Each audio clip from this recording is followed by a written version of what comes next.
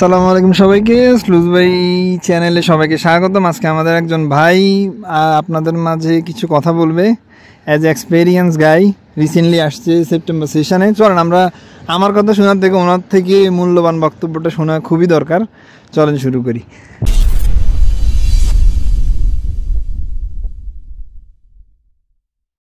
আমার নাম মোহাম্মদ মুনিরুজ্জামান রনি। আমি নওগাঁ জেলা থেকে এসেছি এখানে। ভাই কবে আসছেন চেক রিপাবলিকে? আমি নভেম্বরের 22 তারিখে এসেছি ভাই। মানে এই বছরের একদম না, এক মাসও হয় নাই। 22 আজকে ডিসেম্বরের হয়তো বা 19 তারিখ। হ্যাঁ।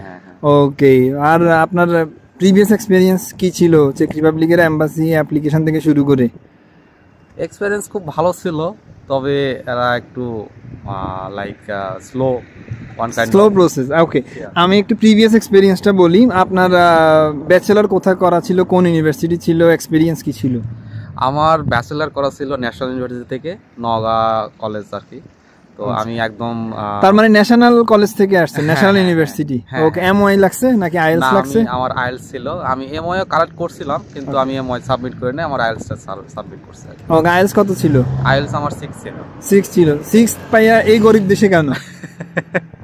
অ্যাকচুয়ালি এখানে আসার মূল উদ্দেশ্য হচ্ছে যে কম টাকায় আসা যায়, ইভেন লিভিং কস্ট কম, টিউশন ফি কম, আর এখানে আমি যেটুকু জানি যে কাজের একটু ভালো একটা অবস্থান আছে অন্যান্য দেশের তুলনায়, সেজন্য আসা। আচ্ছা, আর হচ্ছে আপনি কোন ইউনিভার্সিটিতে আসছেন চেক রিপাবলিকে? আমি মেট্রোপলিটন ইউনিভার্সিটিতে। এই রংধনু ইউনিভার্সিটিতে চলে আসছে ভাই।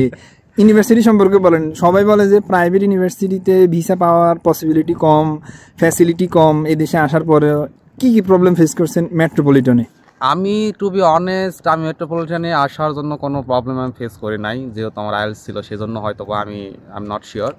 বাট আমার অনেক বন্ধু আছে যারা মেট্রোপলিটনে আসছে, ইভেন তারা হচ্ছে যে টিউশন ফি ছাড়া ভিসা পায় নাই। বাট আমারটা মানে কপাল গুণে আমি ভিসা ছাড়াই পেয়ে গেছি আর কি, টিউশন ফি ছাড়া বা কোনো ছাড়া, একদম প্রথম চান্সে। ওকে, আর হচ্ছে অ্যাপ্লিকেশন ফি কত ছিল আপনার? টিউশন ফি কত? আমার টিউশন ফি হচ্ছে যে 38,000 চেক ক্রাউন, আর অ্যাপ্লিকেশন ফি ছিল 550 চেক ক্রাউন। ওকে, তাহলে টিউশন ফি তো খুব একটা বেশি না। কি মনে হয় এখানে আসার পরে মনে হয় কি পার্ট টাইম জব করে এই টিউশন ফি ইনকাম করা পসিবল কিনা, লিভিং কস্ট সহকারে? হ্যাঁ, এটা ইজি, এটা উঠানো ইজি। তার মানে 2 মাস, অনলি 2 মাস কাজ করলে টিউশন ফি হয়ে যাচ্ছে। 2 মাস অ্যাকচুয়ালি একদম রিল্যাক্সে কাজ করলে 2 মাস লাগবে। একদম যদি হার্ড ওয়ার্ক করা যায় তাহলে হয়তোবা 1 মাসে হবে না, বা হচ্ছে যে 1.5 মাসের মতো একটা ইনকাম দিতে হবে। আর আপনার এমবাসির ইন্টারভিউ সম্পর্কে একটু বলেন, কেমন ছিল এমবাসি ইন্টারভিউ? এমবাসির ইন্টারভিউ একদম ইজি আমার কাছে লাগছিল, কারণ ওরা ফ্রেন্ডলি আমার সাথে কথা বলতেছিল। আমারে কোনো ভয় দেখানো বা একদম হার্ডলি কোনো কোশ্চেন করা, এরকম আমার কাছে কোনোভাবে। কি কোশ্চেন করছে ভাই? আমারে কোশ্চেন করছে আমার সাবজেক্ট, যে সাবজেক্টটা নিয়ে আমি পড়াশোনা করতে আসবো এখানে, সেই সাবজেক্টটার উপরেই ওরা বারবার কোশ্চেন করছে। ইভেন আমি কি করতে চাই, ফিউচার প্ল্যানটা কি, এটা ওরা মেনলি ফোকাস করছে। ওকে, আর আপনার কি প্রিভিয়াস কোনো এক্সপেরিয়েন্স ছিল কিনা, জব টপ করছেন কিনা এরকম? হ্যাঁ, আমার প্রিভিয়াস এক্সপিরিয়েন্স আছে। আমি হচ্ছে যে একটা মাল্টিনেশনাল কোম্পানিতে জব করতাম। আচ্ছা, আর হচ্ছে ওরা স্টাডি গ্যাপ নিয়ে কোনো কিছু জিজ্ঞেস করছে? আপনার স্টাডি গ্যাপ ছিল? হ্যাঁ, আমার স্টাডি গ্যাপ অনেক। আমার হচ্ছে যে কাগজে কলমে আমার মাস্টার্স মানে অনার্স শেষ হয়েছে 19 সালে। হ্যাঁ, আর মাস্টার্স আমি শেষ করছি করোনার কারণে 22 সালে। তো আমার কাগজে কলমে দেখতে গেলে আমি 19 সালেই বা 20 সালেই হচ্ছে যে আমি এক্সপায়ার পড়াশোনা থেকে। তাহলে এই স্টাডি গ্যাপটা কিভাবে কভার করছেন? অবশ্যই ওরা জিজ্ঞেস করছে এমবাসিতে। হ্যাঁ, ওরা এটা জিজ্ঞাসা করছে। আমি বলছি যে আমি তখন থেকে জব করতাম।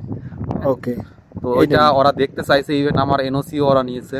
আচ্ছা, আরেকটা শুনলাম যে বাংলাদেশি স্টুডেন্টদেরকে এখন নাকি এমবাসিতে লেখায়, কি লেখায় এটা একটু বলেন তো? এটা বেশি কিছু না, ভয় পাওয়ার কিছু নেই। এটা জাস্ট আপনার মোটিভেশন, বা আপনি যে সাবজেক্টে পড়াশোনা করতে আসবেন, হ্যাঁ, তার উপরেই কিছু কোশ্চেন করবে তারা। ওই কোশ্চেনের অ্যান্সারটাই দিতে হয়, লিখতে হয়। হ্যাঁ, লিখতে হয়। আচ্ছা, আপনার ইন্টারভিউ কতক্ষণ ছিল? আমার ইন্টারভিউ 1 ঘন্টা 40-45 মিনিটের মতো। আচ্ছা ভাই, কিন্তু আপনি কি সিঙ্গেল না ম্যারিড? না, আমি ম্যারিড ভাই। ম্যারিড? আরে মিথ্যা কথা বলে ফেললেন। এখন এই যে ম্যারিডের বিষয়ে কোনো কিছু জিজ্ঞেস করছে কিনা যারা বিবাহিত? ওনারা জাস্ট আমাকে একবার জিজ্ঞাসা করছে, যেটা যদিও হাসি মুখ অনেক জিজ্ঞাসা করছে, তুমি কি ম্যারিড কিনা। আমি বলছি যে হ্যাঁ আমি ম্যারিড। তোমার বাচ্চা কাচ্চা আছে কিনা? না, আমার কোনো বেবি নেই। আচ্ছা, তোমাদের আসলে প্ল্যান কি? তো আমি তখন বলছি যে আমার ওয়াইফ অলরেডি সাউথ কোরিয়াতে, তো আমাদের ওইরকম কোনো প্ল্যান নেই, আমাদের পড়াশোনাটাকে শেষ করতে হবে, তারপরে আমরা প্ল্যান নিয়ে ভাববো আর। আচ্ছা, আর এখানে আসার পরে কি কি প্রবলেম পাইছেন সেটা বলেন একটু। এখানে প্রবলেমটা হচ্ছে যে নতুন জায়গা, হ্যাঁ, যারা ইসলামিক মন মাইন্ডের তারা একটু বেশি প্রবলেম ফেস করবে। লাইক খাবারগুলা নিয়ে একটু করবে আর কি, যেমন হালাল খাবার এখানে পাওয়া অনেক মুশকিল। আর সেকেন্ড হচ্ছে যে ডরমিটরি পাওয়াটা মানে টু মাচ টাফ। আমি যদি মেট্রোপলিটন স্টুডেন্টের কথাই যদি বলি, তারা ডরমিটরি একরকম মানে খুব ফেস করে আর কি প্রবলেমগুলো। তবে অন্যান্য ইউনিভার্সিটি লাইক লাইফ সায়েন্সের ইউনিভার্সিটি হলে এটা প্রবলেম অতটা ফেস করবে না ডরমিটরি নিয়ে। আচ্ছা, ডরমিটরি ফি কত আপনার এখন? আমার ডরমিটরি ফিস হচ্ছে যে 3,500-এর উপরে চেক গ্রাউন্ড আর কি। আচ্ছা, আমরা এখন আছি ঠিক স্ট্রাহবের ডরমেটরি ঠিক সামনে, এই যে পিছনে হচ্ছে ওনার স্ট্রাহব, উনি এখানেই থাকে। কোন জায়গায় কোন ব্লকে থাকে এটা নাই বললাম, নাহলে বেচারা আইসে আপনারা সবাই ধরবেন। আমার আরেকটা বিষয় হচ্ছে ভাই, আপনার ব্যাংক স্টেটমেন্ট কত দেখাইছেন এম্বাসির জন্য? আমি ব্যাংক স্টেটমেন্ট দেখাইছি বাংলাদেশি টাকায় 8 লাখের মতো। হ্যাঁ, আমি ব্যাংক স্টেটমেন্ট দেখাইছি বাংলাদেশি টাকায় 8 লাখের মতো।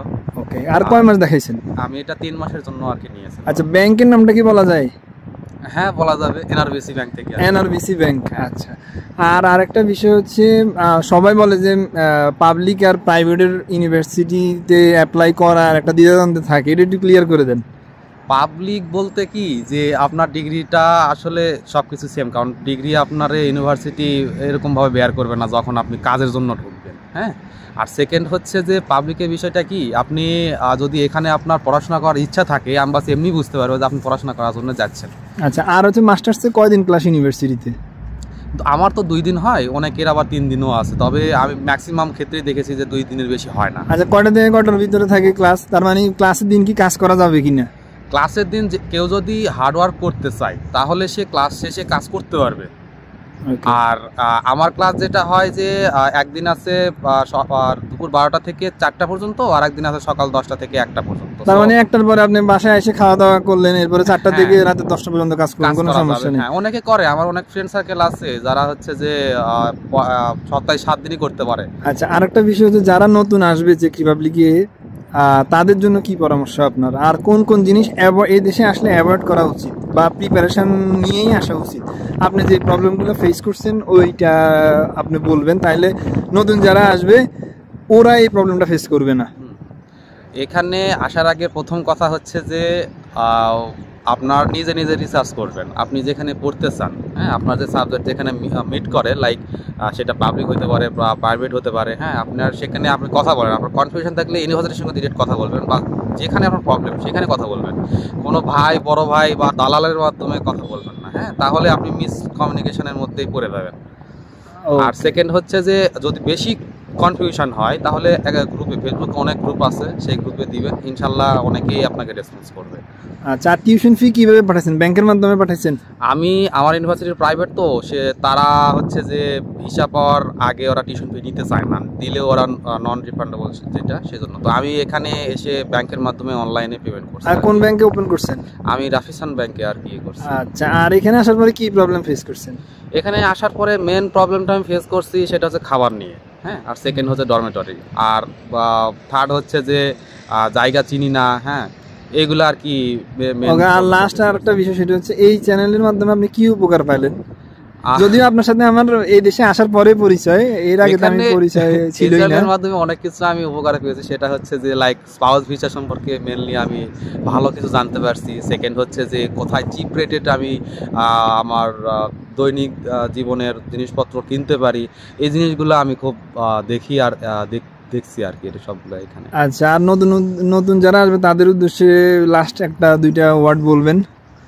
লাস্ট ওয়ার্ড হচ্ছে যে আপনারা বেশি কিছু মনে কইরা আসবেন না যে আমি এখানে এসে কোটিপতি হয়ে যাব, এগুলা চিন্তা ভাবনা কইরা আসবেন না, তাহলে অনেক বড় ছেঁকা খাইবেন, হ্যাঁ। আর সেকেন্ড হচ্ছে যে এখানে এসে রিল্যাক্স থাকতে হবে, টাকার পেছনে দৌড়ালে আপনার লাইফ শেষ হয়ে যাবে এখানে। আর এদেশে কি আসলে কি কাজ টাজ পাবে, পার্ট টাইম, ফুল টাইম? ইনশাল্লাহ কাজের যা অবস্থা দেখতেছি কাজ পাওয়া যাবে, হ্যাঁ। অন্যান্য দেশের মতো লাইক যদি বলি যে ডেনমার্ক বা ইংল্যান্ড, এই দেশে ওগুলোর মতো এখনো হয় নাই, তবে বা আপনি আসলে কাজ পাবেন ইনশাল্লাহ, এটা বলা যায়। ওকে, তাহলে সবাই থেকে বিদায় নিলাম আজকে। রনিবের জন্য সবাই দোয়া করবেন, নতুন প্রবাসী ভাই, ভালো থাকবেন, সুস্থ থাকবেন। কোনো কমেন্টস থাকলে কমেন্টসে রিপ্লাই দিবেন, রনি ভাইয়া হয়তো বা ওনার ইউটিউব আর আইডি থেকে হয়তো বা কমেন্টস দিবেন। আর সিঙ্গেল মহিলারা দূরে থাকবেন কারণ উনি বিবাহিত। আল্লাহ হাফেজ।